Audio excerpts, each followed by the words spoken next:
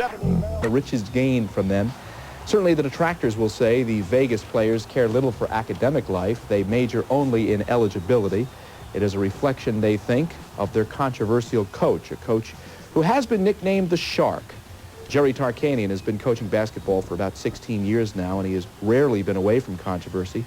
13 years ago, the NCAA tried to put Long Beach State, Tarkanian's former school, on probation for violations the NCAA said were the most serious it had ever considered.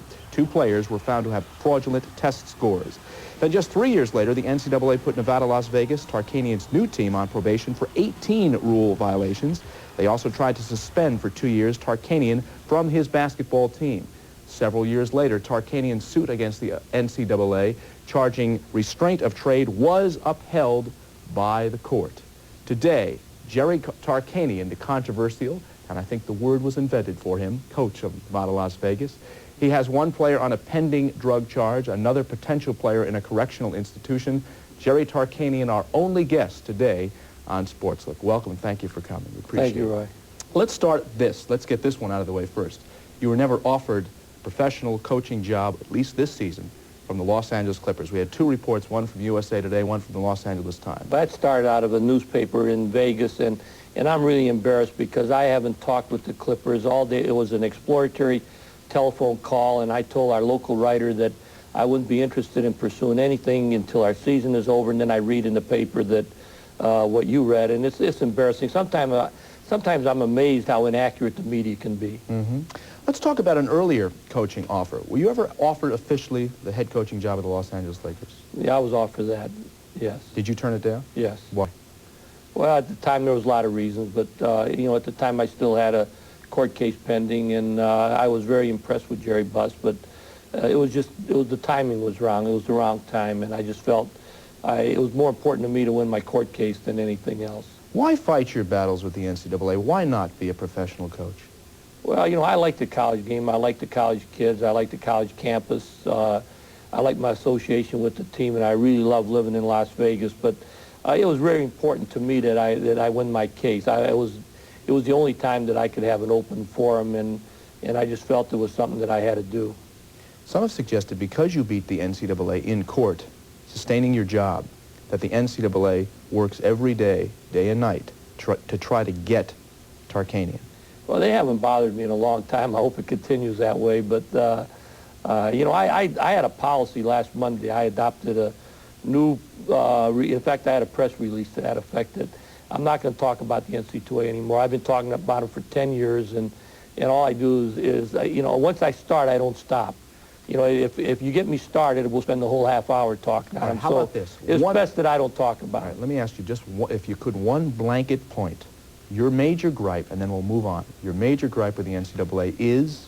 Well, I just don't think it's a fair organization. I think that they're representing collegiate sports, and they should be of the highest integrity, and yet I think that their rules are not the same for everybody. That's my only complaint. I really believe very strongly that you need an NCAA, and I believe very strongly that you need an enforcement staff. I would like to see the enforcement staff even be expanded.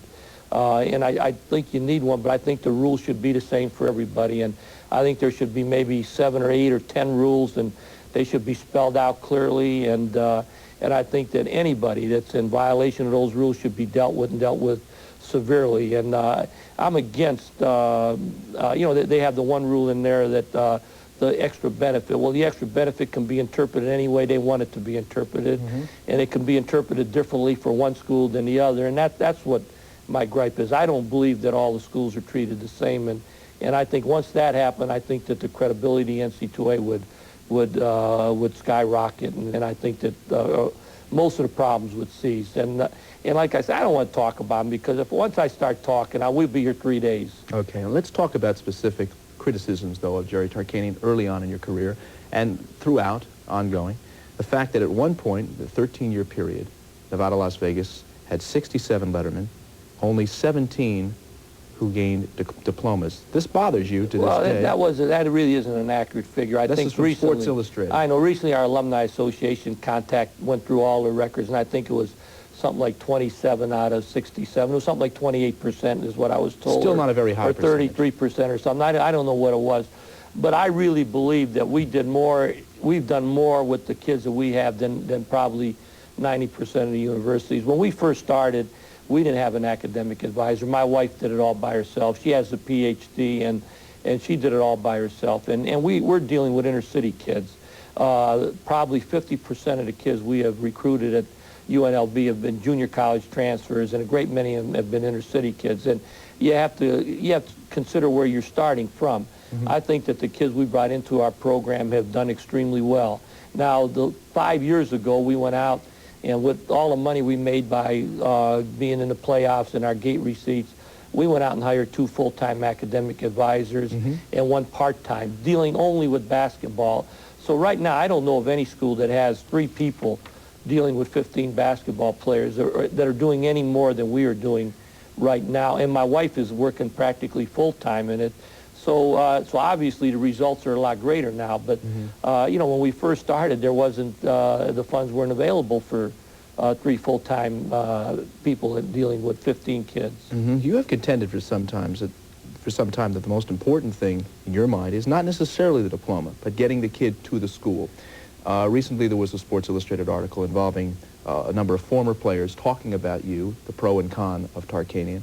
David McLucas, a former Long Beach State player. Before you get into that, sure. that was a setup job by People magazine, and the Long Beach newspaper contacted every one of those kids, and every one of those kids have denied that statement, and that's been documented in the Long Beach newspaper. Let's take a look at the statement, and then let's talk about it for a second. He said, reportedly, I told Tarkanian when he was recruiting me that the main thing to me was to get a degree.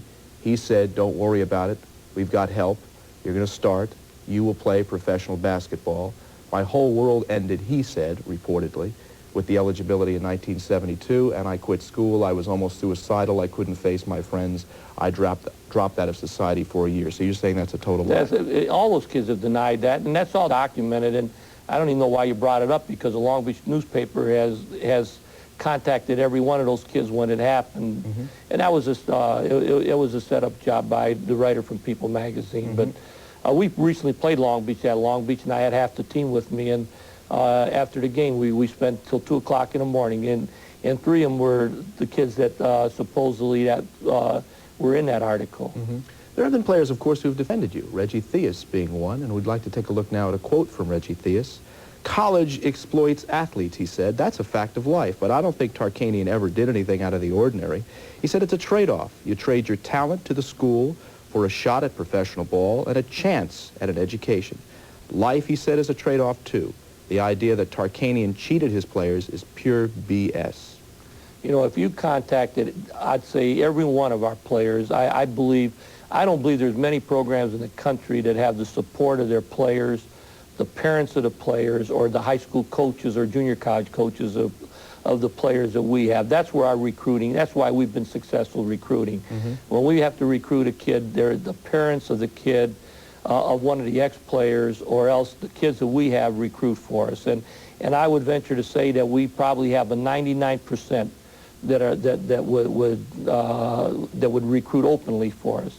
And these kids have all been quoted, but invariably the media doesn't want to hear that. The media, it's incredible what they want to hear and what the perception that they want to have. But hey, I don't believe there's many programs in the country that have the support that we have from our players, from the parents of our players, and from the coaches of our players. The media, Al McGuire contends, is stacked against you. This was a famous quote. I'm sure you remember this. He said, the trouble with Tarkanian is that he's Armenian. He's got those damned eyes, those dark rings under them, and he works in Vegas, he said. You hear Vegas and you think of gambling and the mafia and cement shoes. Mother Teresa, McGuire said, couldn't coach there without looking tainted. He is one of the finest pressure defense coaches in the country. He is one of the finest coaches in the country, period. And Al also said that he's not necessarily a Jerry Tarkanian fan. That came from the heart. Well, you know, I think, like I say, I don't believe that a lot of the things is just projected because people want that to be the case. But like if anyone talks to any of our players or any of our ex-players or, like I say, the parents, and I don't believe that there's a coach. I don't believe that there's ever been a time that another coach has ever made a complaint about us in recruiting. And I remember reading a statement that Abe Lemons commented that he knows that there's a lot of cheating going on in intercollegiate athletics, and you hear about it all the time, but he said he's never once heard about it with Vegas recruiting a kid. And we've had many other coaches come out and say the same thing. I don't believe that's ever happened. Our problem is that, I have the stigma of my battle with the NC2A, and that's something that I'll never recover from that. That's, and to me, that was the most unfair thing that could have possibly happened to anybody. And I think that's been documented in court, and I think that anybody who wants to look at that can see that. It's beyond belief what happened there, and I'm not going to get into that. But I don't believe that there's been a problem with any of the coaches, with any of the players or anyone. Our problem lies from the fact, the stigma that the NC2A created, and secondly, that the perception that the media would like to have. The media would like to have us be that type of a situation in Vegas. They come out and cover us. We've had more media people come out this year than ever, and every one of them to come out and meet our players, they can't believe it. They all want to come out and hope that there's something different. Dick Vitale calls Jerry Tarkanian Father Flanagan because he'll take boys at Nevada, Las Vegas that maybe other people don't want, and some criticize take boys that he shouldn't take. We'll come back, we'll talk about that issue with Jerry Tarkanian after this.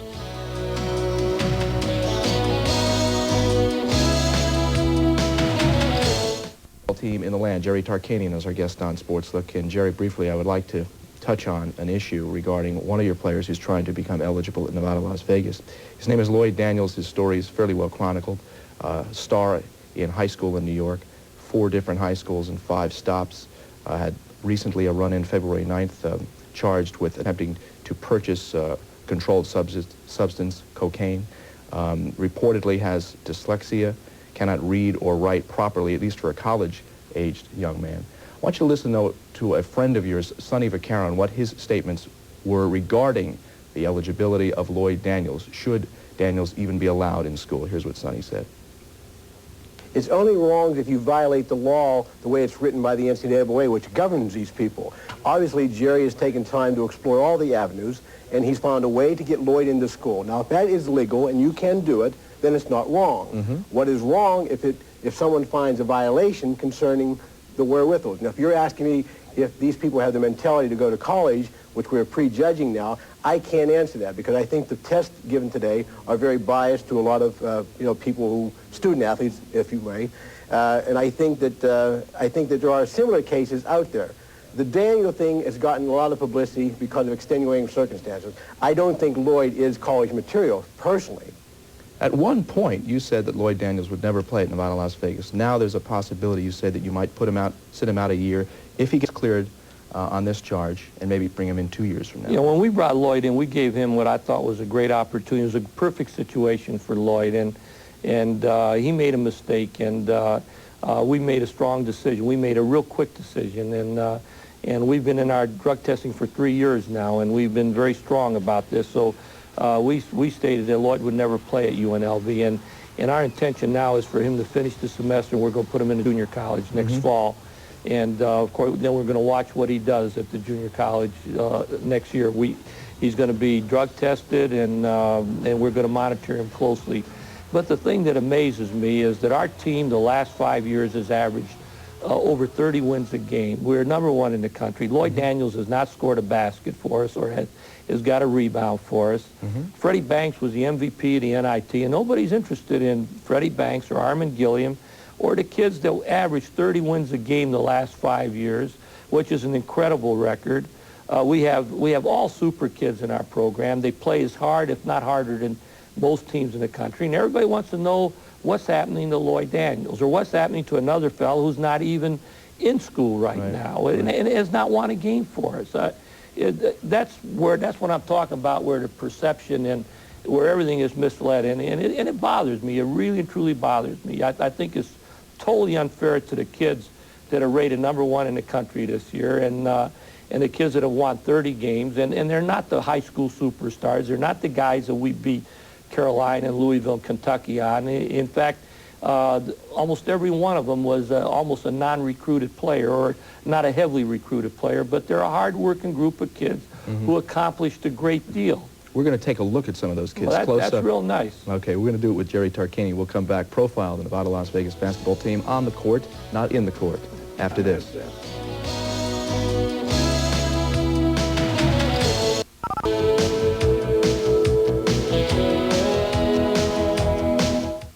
One on on the season, top ranked, as we said before, at the top of this program. And when you look at Jerry Tarkanian's record over the years, it stacks up with some greats in coaching ranks, names like Adolph Rupp and even John Wooden. Jerry Tarkanian is our guest on Sports Look. We haven't talked about your team. We've been talking about everything else and the controversies involved, but this is an extremely talented team. Freddie Banks, Armand Gilliam. Let's talk about them one by one. Let's start with Freddie Banks. And this player has really been one of the keys to the #1 ranking. He's been a great player for us for 4 years. He's a local kid and just a super kid. We're very, very proud of Freddie. He's one of the finest basketball players ever to come out of the city of Las Vegas. When you look at this team, look at the whole makeup of the team, people have said that the only way they can is doing what he just did right there, hit the three-point. The only way they can win. The three-point play is Vegas's lifeblood. They can't win without it. Agree? Well, we won a lot of games. The three-point play has helped us. I don't think it's a long shot. I'd much rather have a kid take a wide-open shot from three-point range than get it into 10 feet and have to shoot overhand or we're not a big, strong team. Out of our 5 starters, we only have one kid who weighs 200 pounds. And our center is 6'8", and our guards are 5'11" and 6'2", so we rely on quickness and quick. We want to get up and down the court quick. We want to shoot the ball quick, and we want to play aggressively defensively. That's the backbone of our team. Some have questioned whether Armand Gilliam is a pro prospect, really. They think he's a great college player, but not necessarily having the stuff of a pro. How do you rate that? I think Armand will be a good pro. He's been a great college player for us, and I think he'll be a good pro. Let's take a look at this team in action. Here you see some of the Vegas going at it. We said before earlier, there's Armand Gilliam going in underneath there. This basketball team with big victories over top-ranked teams, but you'll be paired in the West somewhere. So much of this has to do with the pairings and who you'll be playing in the NCAAs. How far, literally, do you think this team will go? We would have to be lucky to get to the Final Four. We're not a big team. We're not a strong team, but we have good quickness, and we have a super group of kids who play as hard as anybody in the country. And I think if we're lucky, if the ball bounces right, and if we're shooting the ball well, we have a chance against anybody. But I'm aware that we would have to be lucky to get to the Final Four. But I think any team that gets to the Final Four would have to be lucky, with the possible exception of North Carolina. North Carolina, who might just be good enough to get there anyways. You know, Jerry, I was just thinking about this. You really never get the credit for a defense-oriented team. So much is played on the offense, the running revs, even in the nickname. In fact, Al McGuire had said earlier in the quote that we saw that you're a really good defensive coach. Does that bother you? That doesn't bother me. We try to, you know, I'm so used to the media now that none of that stuff bothers me anymore. I'm not even concerned with that. We work hard at the defensive end of the court. We like to shoot the ball quick. We're different than a lot of teams. I'm not into our kids being patient offensively. We want a fast tempo game. We like to shoot it quick, but we like to work very hard defensively. We think we're a very good defensive team. We think that's the strength of our ball club. How about you personally, the stress that you undergo day to day, and the famous picture of you with the towels, etc. Pete Dexter of Sports Illustrated once said that Tark has the face of 100 hitchhikers you've passed on the highway. You think about them for the next 100 miles because up close they look so sad. You agonize so with your team every single night. Well, I'm a very intense individual, and I think a team reflects the coach's personality, and we tried very hard to build our team to the number one thing we're looking for is them being intense, and I'm an intense individual, and I think there's a reflection there between our team and our coaches. I like all my assistant coaches to be the same way. Jerry Tarkanian has contended all along that Nevada, Las Vegas is a team of character, not characters. We'll come back, talk about his character, his personal life after this.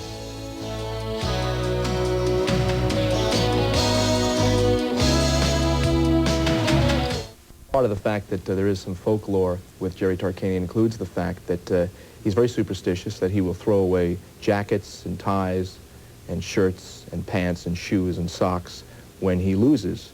And somebody made the point that somewhere running around Vegas, a lot of guys with your clothes, right? But haven't been too many losses, but you're very superstitious, right? Well, I got over that. I got over the last few years. I haven't been doing that. That was many, many years ago when I first started coaching. Yeah. Professional sufferer, they call you, but there have been so many people that have come to your aid and support. Let's take a look at some of the different people. First of all, this one here, Lois Tarkanian. People say that she really does run your show and your life, and she is the little general, as it were. She's the brains of our outfit. There's no question about that. She has a PhD, and she has organized so much of our academic work with our kids, and there isn't anybody doing more than she does. She brought you through school herself, right, when you first met? Well, my grades changed when I started going with her, definitely. I went from a C student to an A student. Mm-hmm. How about the chairman of the board, Frank Sinatra? We got a great shot of you here in Vegas. He's come to the support of Vegas's program.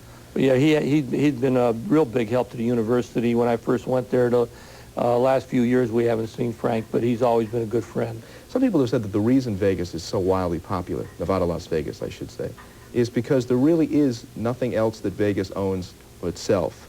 Vegas is that team, the city's team. You agree with that? I think there's some truth to that. The whole city has really adopted the Rebels, and they love the team. I think they love the style of play, and they love the kids personally because they are really super kids. And the fact that we're winning, a combination of all three of those things have really made the team very, very popular in Las Vegas. Jerry, you once said that basketball is the only real interest I have. We got about a minute left. If you could sum it all up, the misconceptions, the myths, the legends of Jerry Tarkanian, what would you say? Well, you know, it's hard for me to say that, but you know, the only things that I've ever really been interested in is basketball, and my relationship with the players, my relationship with other coaches. Other than that, I'm not concerned. I can't overcome some of the things that, you know, some of the battles that I've had, and I can't overcome those. And I know if I wouldn't talk about them, it'd probably go away, but I can't stop talking about them, and I just keep magnifying them. But we try to do the best job we can. And the thing that pleases me the most is I think that practically every player in our program will come to our defense. You might dispute the style, you can't dispute the numbers. The highest active winning percentage among college coaches. Jerry Tarkanian, best of luck for this season and through the NCAA tournament. Thank you. Okay, we'll come back, tell you about tomorrow's after this.